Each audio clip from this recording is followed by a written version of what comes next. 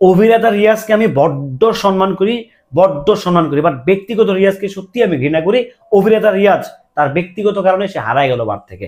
এক সময়ের তীব্র থেকে তীব্র জনপ্রিয় নায়ক রিয়াজ, রিয়াজ আহমেদ, মানে লাস্ট প্রিভিয়াস গভর্নমেন্টের একজন ভালো একজন প্রভাবশালী একজন নেতা ছিলেন ধরা চলে।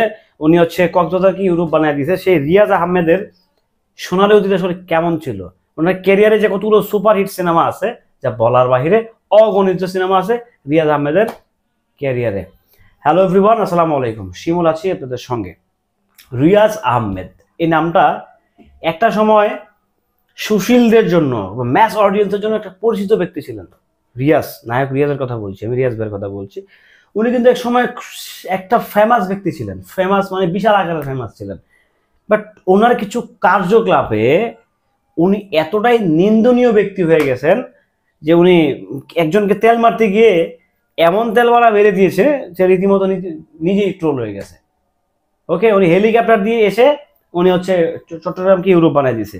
বাট এই রিয়াজ আহমেদ কিন্তু অভিনেতা রিয়াজ না, অভিনেতা রিয়াজ টোটালি ডিফারেন্ট ভাই, মানে আউটস্ট্যান্ডিং।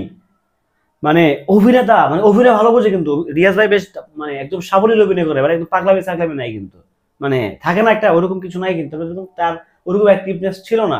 সো রিয়াজ আহমেদ হারাই গেল কিন্তু, মানে কালের বিবর্তনে, ক্ষমতার বিবর্তনে সে হারাই গেল। অবশ্য দল ক্ষমতা থাকতেই তার জনপ্রিয়তা চাঙ্গে উঠে গেছে, কারণ সে একটা সময় এসে সুশীলদের জন্য সে কাজ করা শুরু করেছে। সুশীল, সুশীল মানে সুশুরানি, তাদের জন্য কাজ করে স্টার্ট করেছে।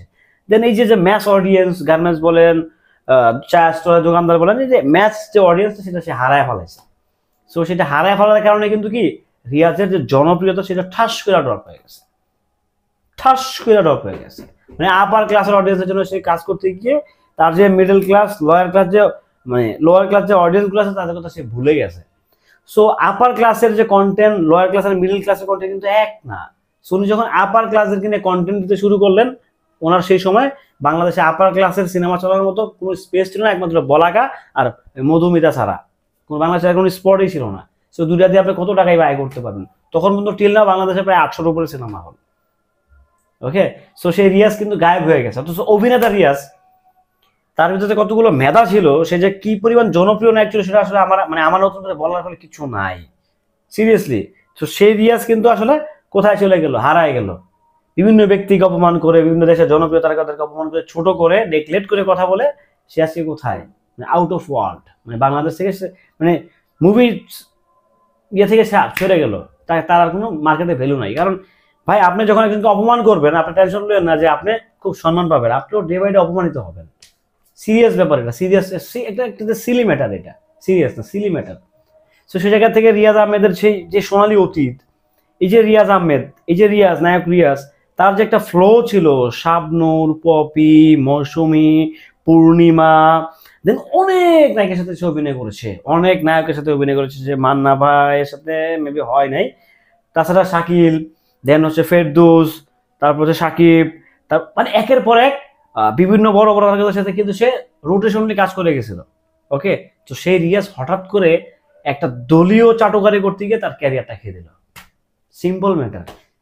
বাট এই এন্টারটেনমেন্টে, তারপরে স্পোর্টসে, এগুলোতে আসলে কোনো পলিটিক্যাল বিষয় ঢুকানো উচিত না। আসলে এটাকে একদম নিরবিচ্ছিন্ন রাখা উচিত, কারণ এটাতে ভাই বিএনপিও থাকবে, আওয়ামী লীগও থাকবে, জামাতও থাকবে, জাতীয় পার্টি, মানে সকল অডিয়েন্সের একটা ভালোবাসা থাকবে তাদের প্রতি। তারা আসলে অরাজনৈতিক সংগঠন হলেই সবচেয়ে বেটার হয়। বাট আমার কাছে মনে হয় না যে এগুলো অরাজনৈতিক সংগঠন হবে। যদি বিএনপি ক্ষমতায় আসে তাহলে এফডিসি হবে। বিএনপি কোন দিক, সোজা হিসাব। তখন দেখবেন যারা এক সময় আওয়ামী লীগ করে গেছে, এরা বলবো আমি তো ছাত্র দলের অমুক, আর বলবো আমি তো স্বেচ্ছাসেবক দলের অমুক, আর বলবো আমি তো অমুক দলের অমুক, নানা রকম একটা প্রভাব খাটাবে। এটাই বাস্তব, এটাই হয়ে আসতেছে। যাই হোক, অভিনেতা রিয়াজকে আমি খুব সম্মান করি ভাই, অভিনেতা রিয়াজকে আমি বড্ড সম্মান করি, সিরিয়াসলি বলছি। অভিনেতা রিয়াজকে আমি বড্ড সম্মান করি, বাট ব্যক্তিগত রিয়াজকে সত্যি আমি ঘৃণা করি। অভিনেতা রিয়াজ তার ব্যক্তিগত কারণে সে হারায় গেল বার থেকে। অথচ অভিনেতা রিয়াজ কিন্তু দুর্দান্ত একটা অভিনেতা ছিল, জাস্ট আউটস্ট্যান্ডিং একজন অভিনেতা ছিল। সে তার কিছু কিছু ক্ল্যাশের কারণে সে মার্কেট থেকে ওয়াশ আউট হয়ে গেল। ভালো থাকবেন সবাই, সুস্থ থাকবেন। ভিডিওটি কেমন ছিল অবশ্যই কমেন্ট করে জানিয়ে যাবেন।